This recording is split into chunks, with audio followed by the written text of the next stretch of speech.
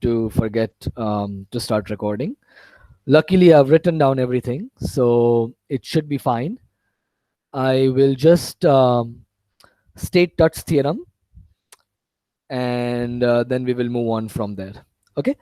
So the content of Tutt's theorem again is it tells you that a graph does not have a perfect matching if and only if there is some set S, so that when you delete the vertices of S, the number of odd components in the remaining graph, so the number of components with an odd number of vertices, is greater than S. So whenever such a set exists, it is clear that the graph does not have a perfect matching, right? Just think about it. What Tutt's theorem tells you is that this is the only reason the graph does not have a perfect matching. There is always a set S which gives you more odd components than the number of vertices you deleted. Okay, so that is the content of Tutt's theorem. And of course, the algorithmic question of how do you find such a set S is not really in the scope of this course, because this is not a course on graph algorithms. So we are going to not worry about algorithmic questions too much.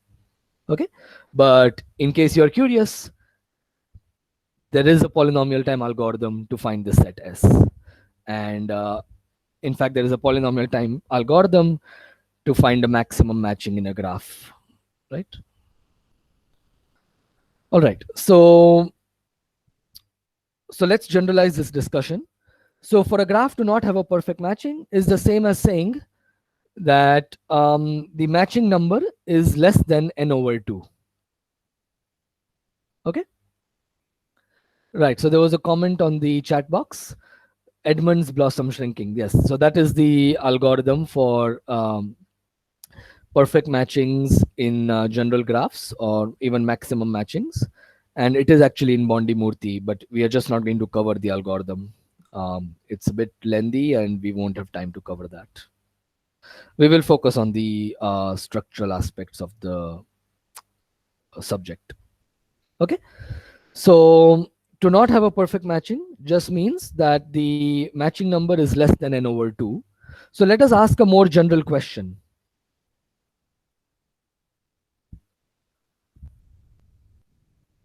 So rather than getting a upper bound of n over 2, what if we want better upper bounds on the matching number of a graph?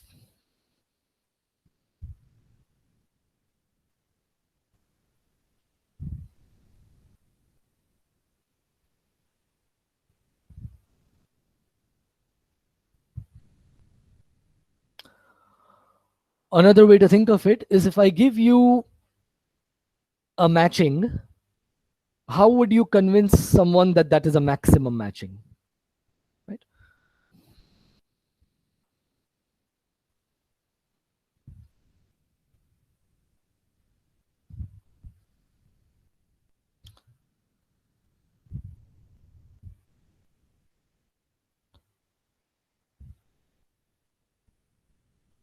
Okay.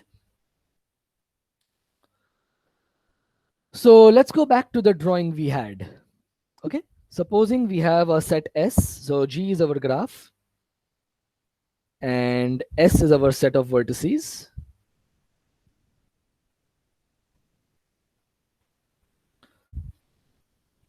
Let's say I have 5 vertices, and when I delete these vertices, I get, let's say, 8 components and 8 odd components, and I don't know, a bunch of even components. Okay. So these are odd components and these are even components. I claim that in this case, you can give me some upper bound on the size of a maximum matching.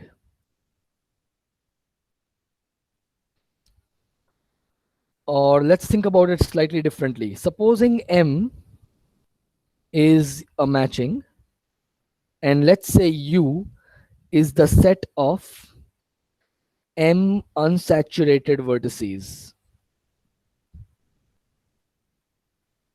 Right? So Just to remind you, these are vertices that are not matched under M. Okay? I claim that in this particular example, you can give me some lower bound on the size of U.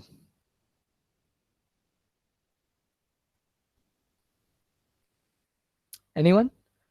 I have a set of 5 vertices S that I delete, and now my remaining graph has 8 odd components and a bunch of even components.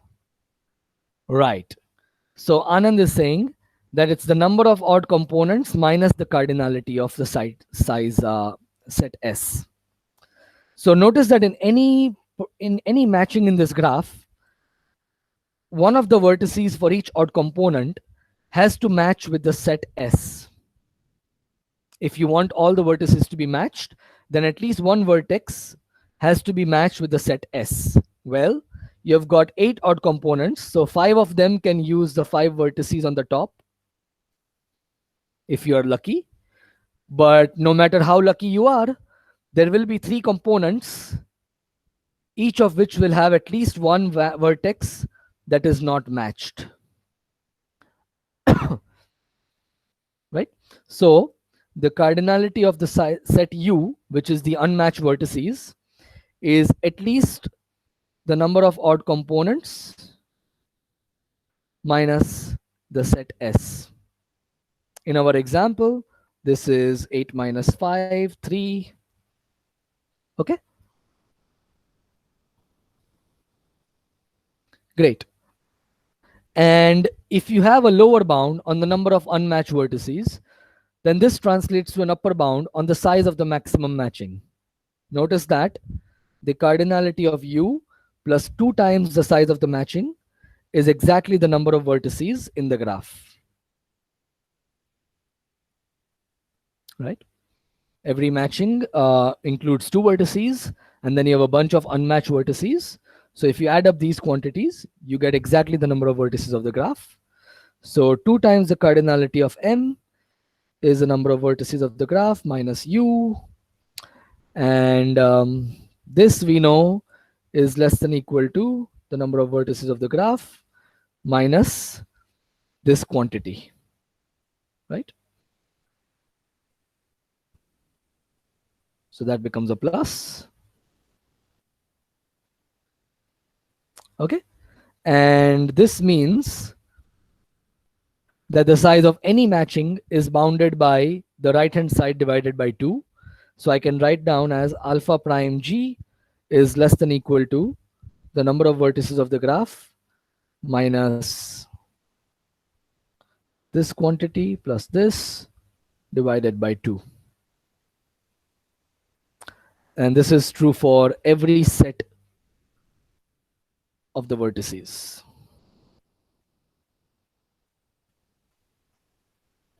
Right?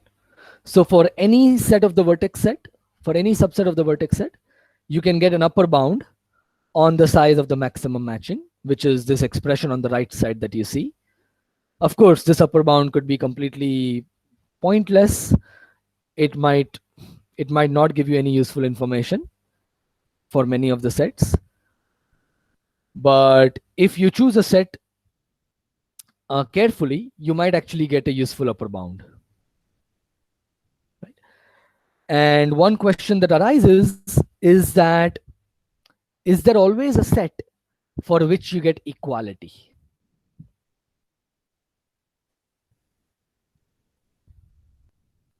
Does there exist a set S which gives equality in this equation, in this inequality? And the answer to that is yes, and that is called the Tut-Burge theorem. So yes, every graph has a set S for which equality is attained. In particular, that means that you can take the minimum over all sets, and the minimum will be exactly equal to the matching number of the graph, right? That is exactly what it means for there to be a set which attains equality. So that brings us to the Tut-Burge formula. This is corollary 16.12,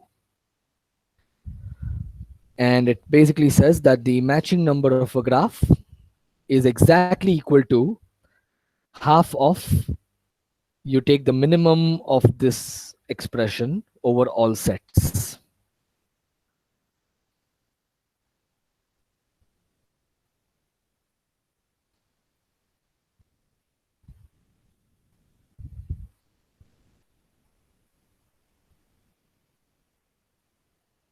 Okay.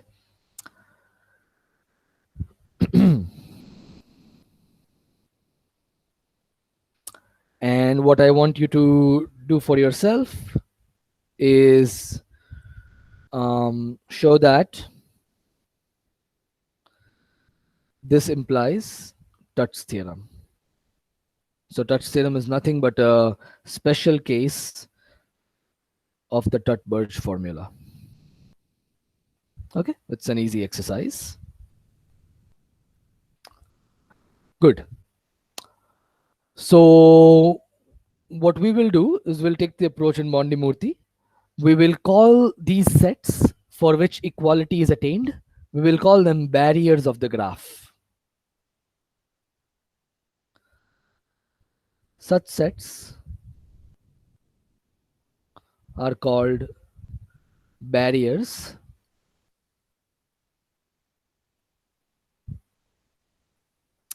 and what we will prove is that every graph has a barrier.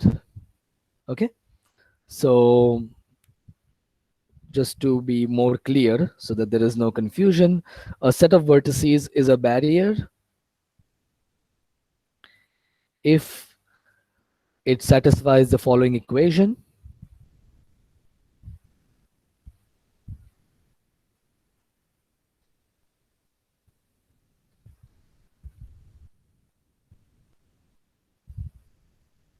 Okay, and what we will prove specifically is that every graph has a barrier.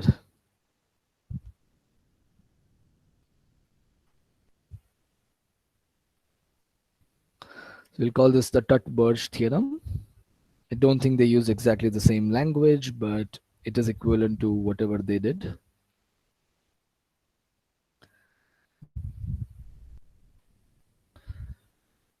Every graph has a barrier. Okay, good.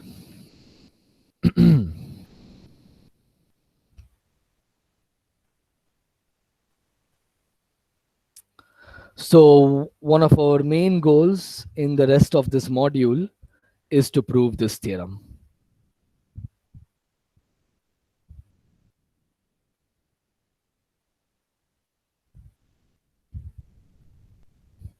Okay, and this one implies all of the other results we discussed before, right? So it implies the Tut-Burge formula, which implies Tut's theorem, and that implies Hall's theorem, right? So we won't prove this today, but we'll probably prove it over the next 1 or 2 lectures. All right.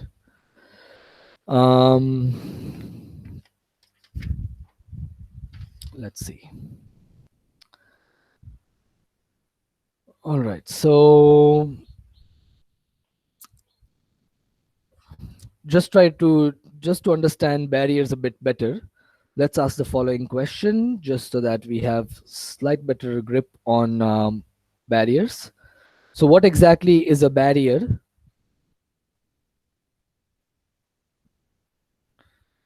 In a graph that has a perfect matching.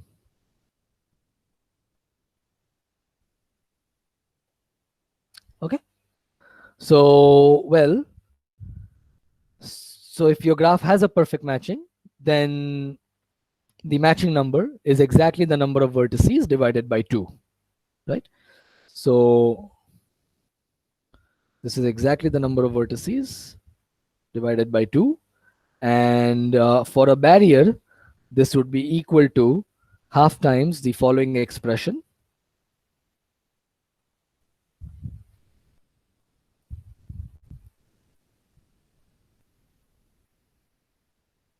Right?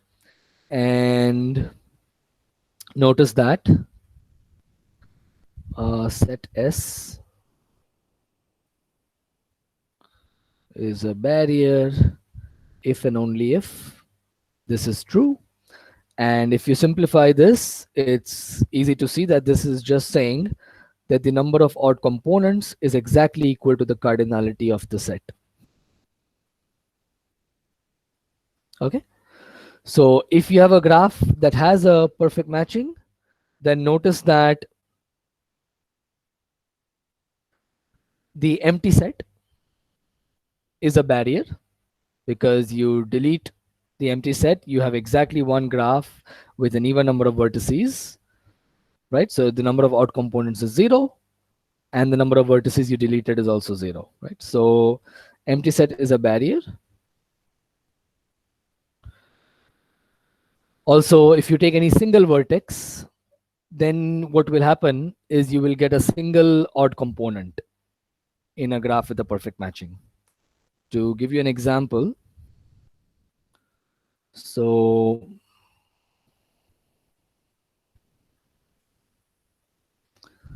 here is a graph that does not have a perfect matching, because you delete this vertex, you will get 3 odd components, and all of them want to match with that vertex, right? So this graph does not have a perfect matching. But if your graph has a perfect matching, then whenever you delete a vertex, the remaining graph will be a single odd component. So this will be is connected. So that means that every singleton vertex, every singleton set is a barrier.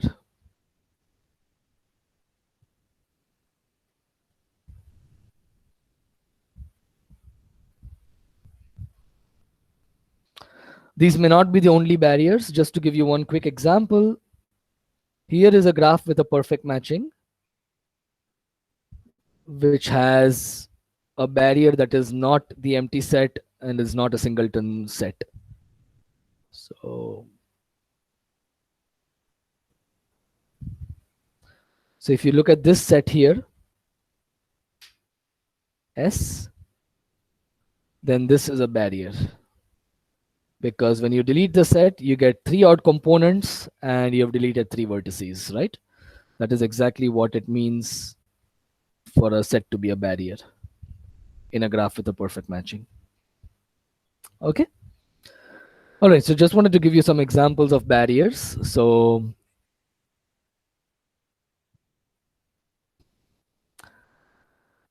okay. So we will prove this theorem. But before that, maybe I will tell you about a nice consequence of Tutt's theorem.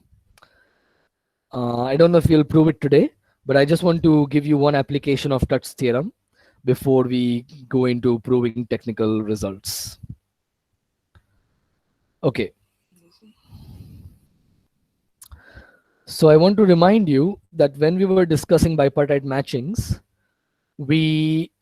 I mentioned as a passing remark that although this particular cubic graph has no perfect matching, what is actually true is that if your graph is cubic and it does not have any cut edges. In other words, it is two edge connected. Then the graph has a perfect matching. So this is a corollary of Tutt's theorem.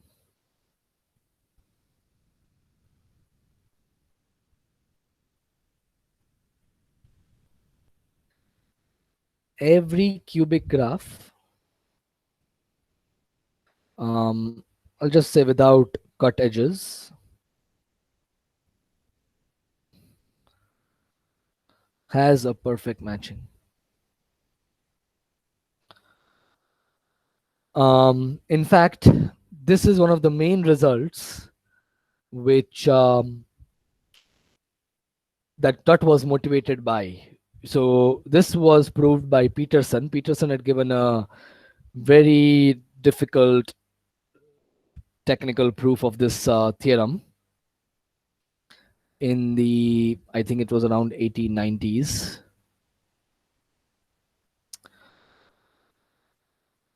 But that was a really non-trivial proof.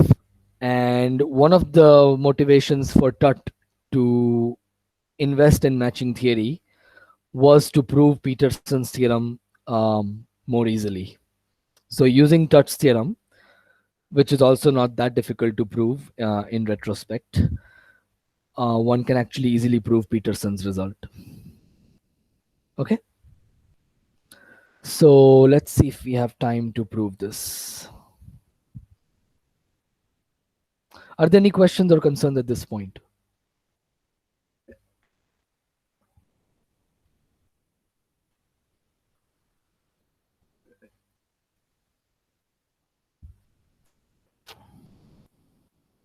Okay. So let's prove Peterson's result using Tutt's theorem.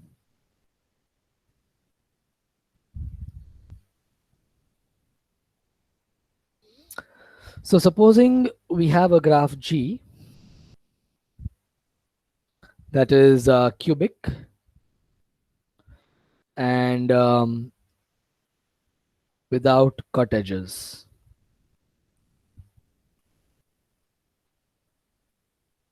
Okay. So we want to show that the graph has a perfect matching. So let's go to Tutt's theorem.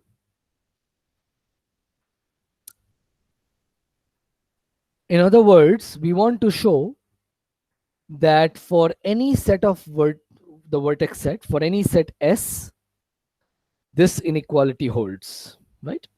If we prove this, then we know that the graph has a perfect matching indeed, right?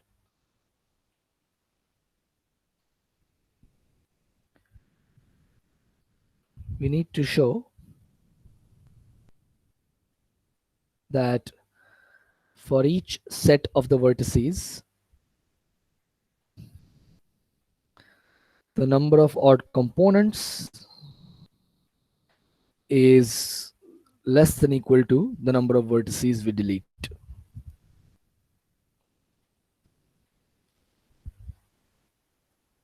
Okay,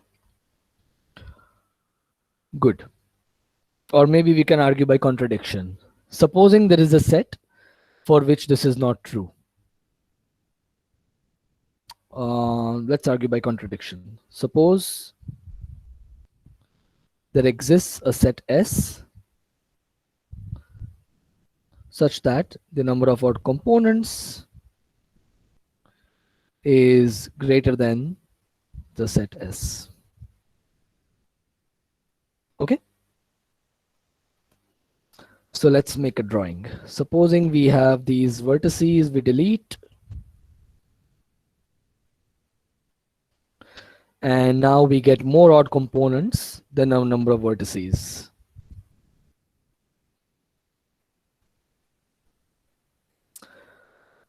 Notice that a cubic graph by the handshaking lemma has an even number of vertices, right?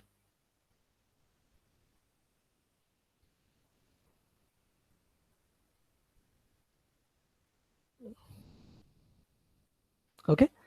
So if you delete 4 vertices, you will get at least 6 odd components. If you have more odd components, you will have at least 6 of them, because otherwise the number of vertices will be odd.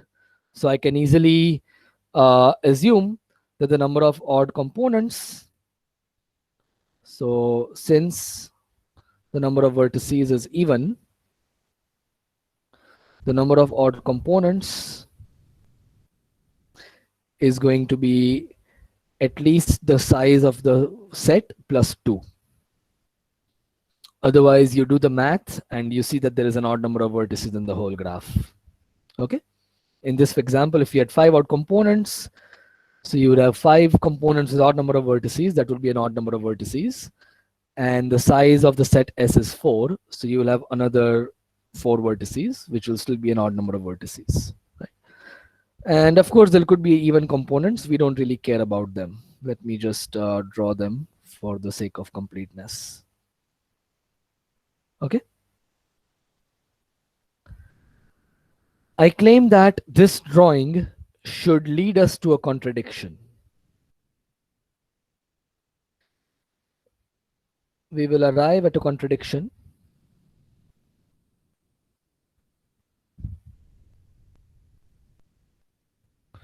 using simple counting arguments.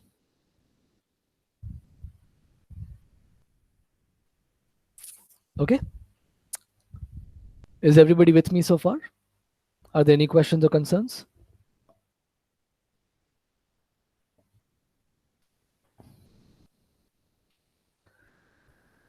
Okay. So how are we going to arrive at a contradiction from this drawing? Does anybody see how we should proceed?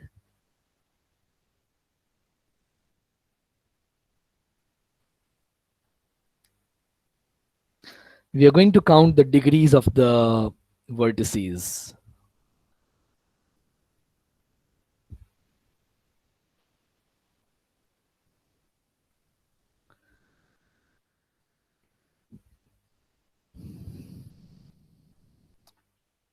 Supposing I take any component H, let H be an odd component of G minus S. Okay. I want to make some claim regarding the number of vertices, the number of edges leaving H. What can we say about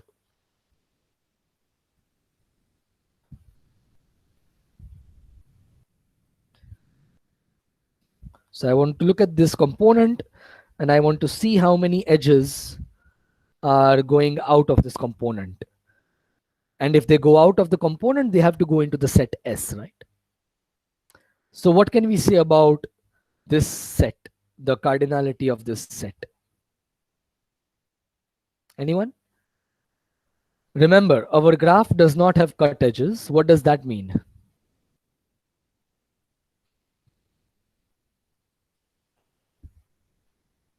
Our graph does not have cut edges and it is a cubic graph. By these two facts, we can say something.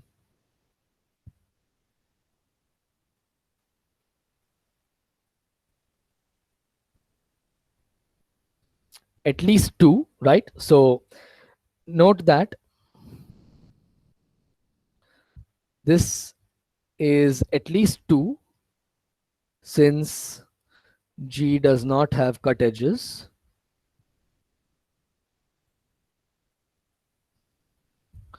I claim that you can make it stronger. So it is at least 2 because the graph does not have cut edges.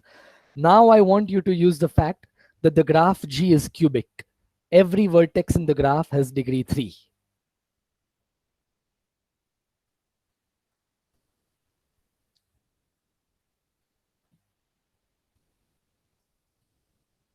I think you proved this on one of the assignments. Since G is cubic, in particular, each vertex has odd degree. The cardinality of this set has the same parity as the number of vertices in H.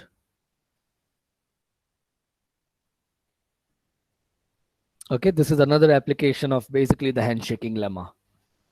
Okay, I think I put it on one of your assignments.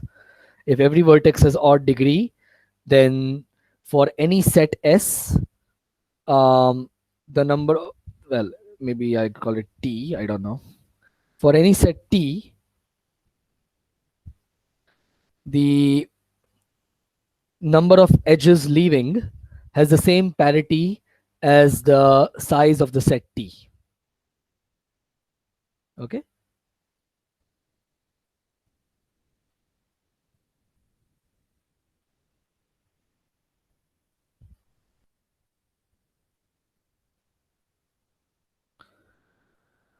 So because it is at least 2 and the number of vertices in H is odd, it's going to be at least 3.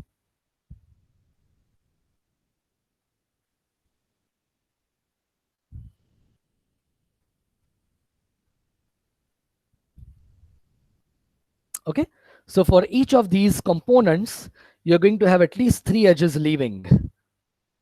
1, 2, 3, 1, 2, 3. Okay, fine.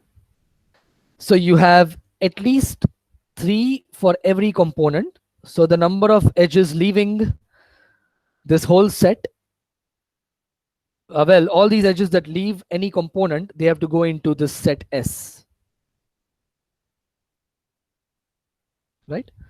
So this means that the cardinality of this set is at least 3 times the number of components.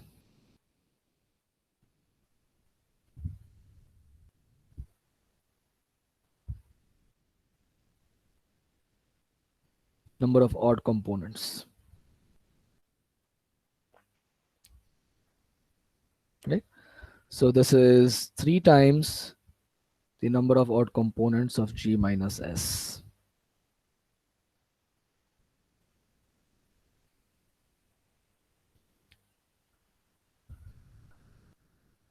And now I see a contradiction. Does anybody see what the contradiction is? So we have proved this inequality, that the number of edges leaving the set S is at least 3 times this quantity.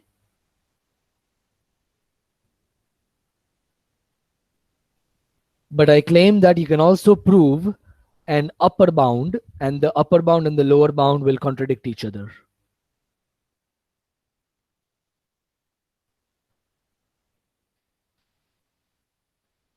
Well, remember, this is a cubic graph. So for every vertex in the set S, you can have at most 3 edges leaving the set S. So since G is cubic, this is an easier argument. Since G is cubic, the number of edges leaving the set S is upper bounded by 3 times the cardinality of S. Right? So in this example, the size of the set S is 4. So it's upper bounded by 12. However, we proved that it is lower bounded by 3 times the number of odd components, which in this example is 6, right? So it's at least 18, whereas it is at most 12. Clearly, that is a contradiction, right? But we have already shown that this is at most 3 times the cardinality of S.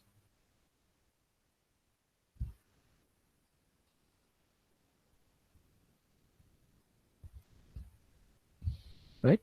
Since the number of odd components is strictly greater than the size of the set S.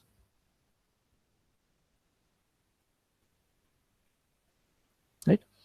In fact, we did not even need the fact that we did not even need this fact that the number of odd components is 2 more. It didn't really matter. Okay. Okay. Are there any questions or concerns? Right. So I think we have shot the time by several minutes now. Sorry about that. I completely lost track of time. Okay. So if your graph does not have cut edges, then it has a perfect matching in the case of cubic graphs, right? Of course, not in general for all graphs. And this explains the existence of this example. This example is a cubic graph that does not have a perfect matching. And the reason is that it has cut edges, right? Okay, so we see one simple application of Tut's theorem. And starting tomorrow, we will we'll start proving theorem 16.11, that every graph is a barrier. Okay, good. Are there any questions or concerns?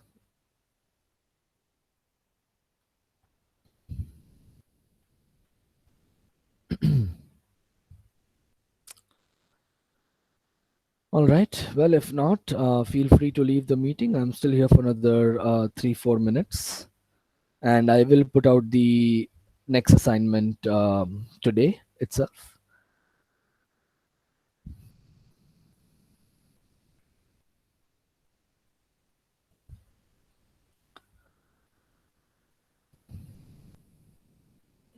So maybe I'll stop recording.